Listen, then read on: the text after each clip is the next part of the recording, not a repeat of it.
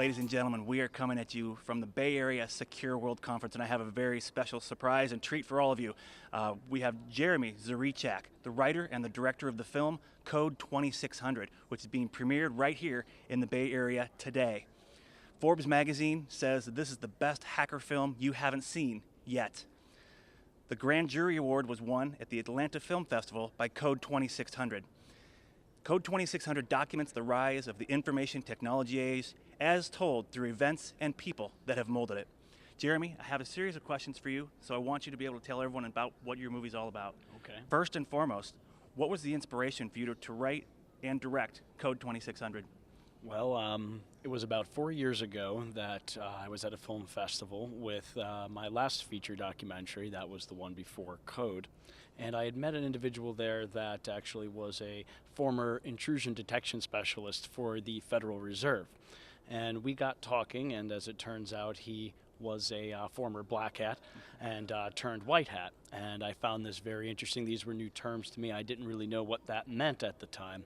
So I started picking his brain, and for the next day, basically what he was able to do is build a framework in my mind of what the history of personal computers and the coming of the information technology age and computer hackers really was and what that meant. And by the time I had left Los Angeles in that film festival, I returned to Pittsburgh knowing that that was going to be my next documentary project. Okay, that sounds great. What did you find to be challenges as you were producing the movie? Just the vast amount of information that you have to kind of digest and take into consideration with this subject.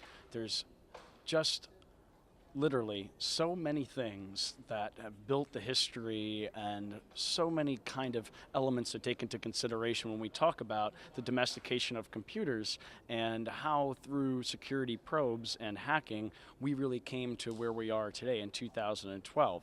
Of course, you can't include all of that or you'd end up with a documentary about 20 hours long. So knowing that I had to whittle that down, that became my biggest challenge, is to finding the kind of meat and potatoes of this history. Sure. And knowing what both audiences could kind of digest and what was essential to drawing out the story of Code 2600.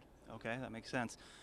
How long did it take from start to finish to do the whole movie? 3.5 years from the time I started developing the project and the concepts and reaching out to people and trying to kind of probe myself into this world that I was a complete alien to and knew very little about until the time I had actually locked my final cut.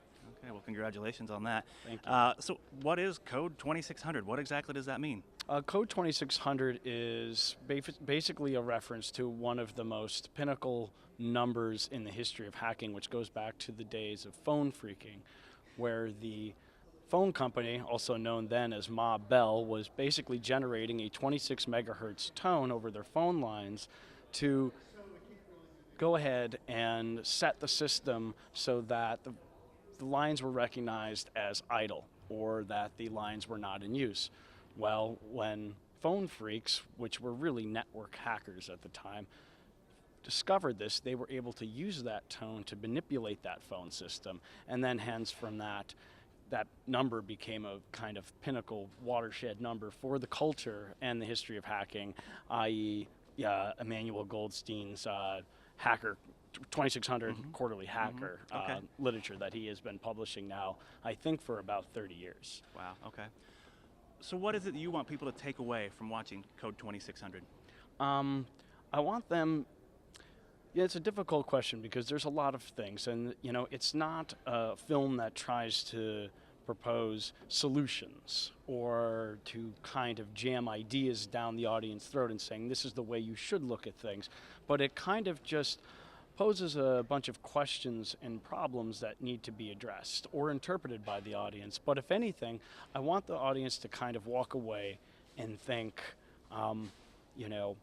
I have a better understanding or awareness of the technology around me, but I should be prepared for the unpredictable.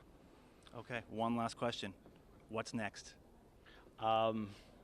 There's so many projects always on the back burner. I'm just exploring right now a few projects and trying to actually go to the opposite side of the spectrum, and I'm thinking about developing a project right now, or I should say that I am developing a project right now that deals with people that lived 300 years in the past, as in Mennonite and Amish culture. Okay. So I figured I'd backpedal the entire 360 degrees from this subject to kind of check myself. Okay. Well, thank you very much. Appreciate your time. Congratulations to you. Best of luck to you in the film moving forward. Once again, everyone, premiere of Code 2600 here at the Bay Area SecureWorld Conference.